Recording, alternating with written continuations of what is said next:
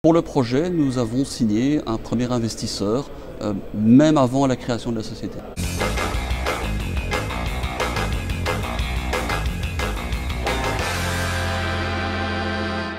C'était un choix délibéré de démarrer avec un investisseur, même avant le démarrage, de convaincre un investisseur de monter à bord. Il y a plusieurs avantages à ça. La première, c'est diminuer le risque de l'entrepreneur, donc mon risque, en ne mettant pas l'ensemble des fonds. Deuxièmement, c'est pouvoir aller au-delà de mes capacités d'investissement, qui finalement sont assez réduites à titre personnel.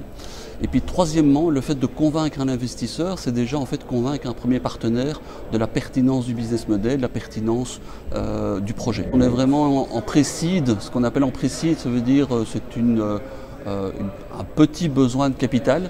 Donc évidemment, ce type de besoin est couvert par un ou des business angels.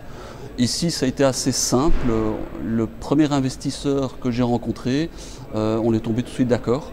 Ça s'est fait autour d'un déjeuner.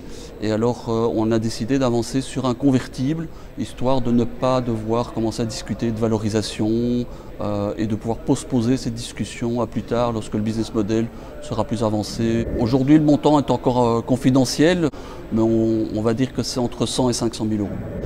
Alors cet argent va être essentiellement alloué à la construction d'un MVP, donc vraiment un produit minimum pour pouvoir signer les premiers clients et les premiers utilisateurs. Donc ça va couvrir quoi? Ça va couvrir le développement IT d'une plateforme, ça va couvrir le développement IT de la partie front, donc la partie visible par les clients, toute la partie legal.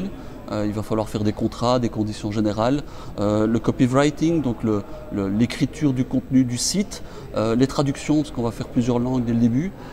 Une fois cette étape franchie, donc on aura prouvé qu'il y a une traction de la part des clients, et bien à ce moment-là, il faudra certainement aller lever plus de fonds sous une autre forme, peut-être encore du converti, peut-être encore du capital, ça le futur nous le dira.